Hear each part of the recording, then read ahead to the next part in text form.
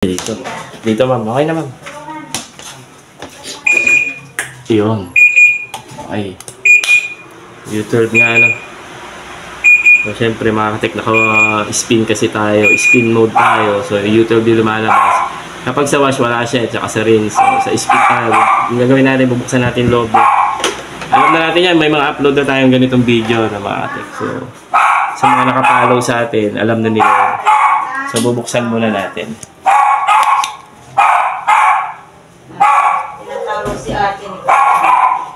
U12 ba? U12 Panasonic. May upload na tayo na ito mga katek. Tingnan nyo na lang sa page natin. So yun mga katek, binuksan natin itong pinaka-cover niya, no? Itong door switch. No? So kung makikita nyo, ayan, no? Basa. Basa, no?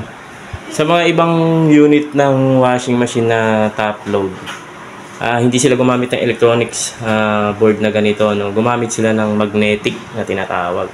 So ito, electronics. Lumalabas lang yung mga error na ganito mga katik. Kadalasan yan sa spin dryer, no? Kasi for safety nga, kasi nga mabilis yung takbo ng tab ng makina. So baka mamaya mabuksan ng mga bata o may mailagay habang tumatakbo. Kaya nilagay nila yung mga. So yun nga mga katik, no? Binuksan na natin yung pinaka-cover na to. Ito nga, yung nakita natin, ito. Malinaw ba? Yun na, tingnan nyo. Nabasa siya mga katik. Ayan, makikita. Ayan, may ano-ano pa siya, sabon. Ewan ko ano to. Ayan, basa. So ito yung sensor niya, no, mga katik. Nandito yan sa ilalim. Tinanggal natin, may cover pa yan nandito. So nag-U12 siya kapag naka-spin na siya, spin dryer, ano. So yun yung may bibigay ko sa inyo tips na ito. Yan.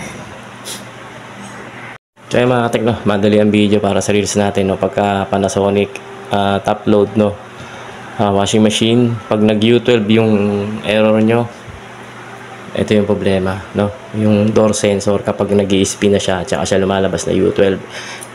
Yun yung problema niya, ito. So either shortage na siya o kaya palitan nyo na. Kasi ito nasunog, ayan, no? Sunog siya, ayan. Ayan, nasunog, ayan. Basa pa.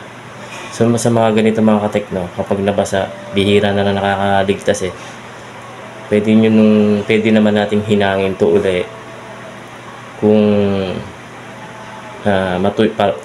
hinangin tapos kung matutuyo siya tapos gagana, tatry nyo, pwede pa. Pero pagka hindi na talaga siya gumana, palitan nyo na. Medyo may kamahalan to mga katek, maliit lang to pero mahal to kasi ano to, electronic sensor to sa door. So kasi ito sa door nya may magnet, may bakal kasi yan dito o kaya magnet. Kapag nakasarado to, masisense na ito yun. Ito.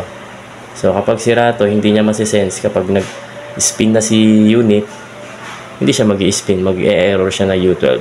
So yun lang mga katek. Ito yung sira sa Panasonic top load 12.5 kilo. Sure na, no? Ayan, nasunog eh.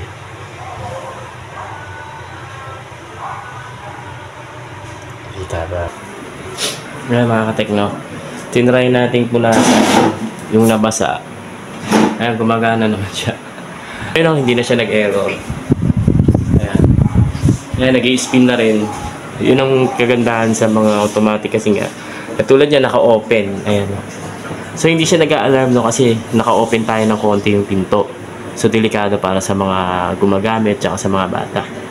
So, kaya lang natin itong ginawang ganito kasi nga, tinetesting natin kung okay siya. Kasi basang-basa tapos sunog yung part ng beam nung pinaka-board, no? Pero gumagana na siya. Ayan. So, titignan natin kung mag-e-error. Ayan. Baba natin. Ayan. Supposed to be dito yan sa loob. So, tinetesting nga lang natin. Ayan, nag-i-spin na. Sa ilalim. Kaso hindi maiiwasan talaga na natatalsikan. Ilang taon na ba ito, sir? Natatat yun, ano? Ngayon, nag-i-spin na sir eh. Nag-i-spin. Spin. Sensor lang pala dati yung order. Aba, Kaso lang nga, pag tinanggal natin to ito, dapat mag-ano to, mag-aerob na. Ayan, hindi. kaya lang, ibig sabihin, pwedeng magamit naman siya yan. Pwede naman magamit to, pero kailangan natin palitan to. Ito yung ayun sir, sunog oh.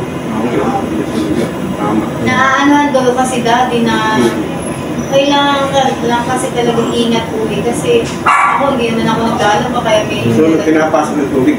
Dito. Nakatago na yun dito sir, kaso ang nangyayari kasi moisture talaga, hindi ba iwasan? Hindi ko iwasan. Kasi pag sa loob, bagay minsan may bula. Yun, lalo na pag yung ba nasobrahan sa sabon. Sa sabon, Oo. dapat hindi talaga. Oo, yung market dyan. Tatalsik talaga yun. Mga tekno, ganito yung mangyayari kapag sira yung door switch nyo, no? Maandar siya, nag-i-spin. So, dapat pag binuksan natin to, mag-i-stop siya, no? Yan, wala. Maandar pa rin, ano? Kasi yung pinaka sensor dito, sira na. So, kailangan palitan yan, no? Kaya mga katekno, papalitan na natin itong lead sensor na ito. Ito yung dahilan kung bakit hindi nag-i-spin, no? Ito na lang tayo. Ayan. Tingnan natin yung papalit natin. Ito yung luma, yung original. Kung makikita nyo, wala siyang protector, no? So itong ipapalit natin, meron. Baga kahit mabasa, hindi siya mag-shorted. Ayan, no? Diba? Ayan, no? Oh. Meron siyang protector, no? Ito kasi wala, no? Wala yan, no? So ano siya, masyado siyang lapitin sa tubig. Pag napwisikan lang yan, wala na, shorted na. So ito, ayan, makikita nyo. May ano siya, epoxy. Ayan. So sasalpak na natin. Kasi importante yan eh. Kapag wala kasi to, kapag shorted kasi to, pwede pa siyang gumana. Kaso pag naka-spin dryer kayo, pag binuksan nyo itong pinaka-door, wala na siyang alarm. So yun, delikado yun. Meron ding klase na sirang-sira talaga siya. Hindi talaga gagana si spin dryer, no? Ito, pinunasan lang natin to kanina, kaya gumana.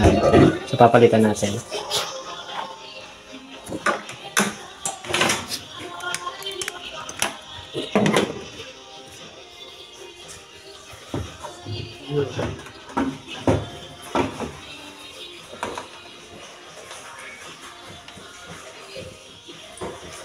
Hindi.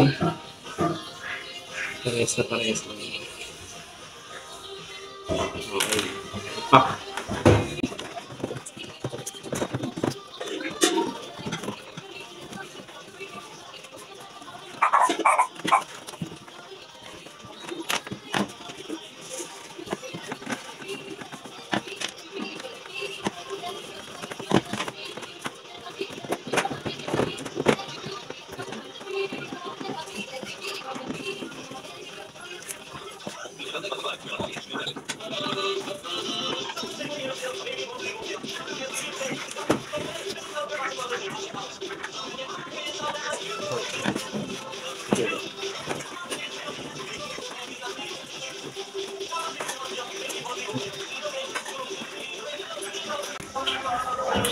Testing na natin.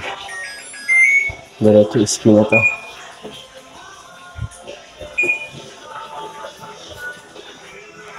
So, naka-start na tayo, no?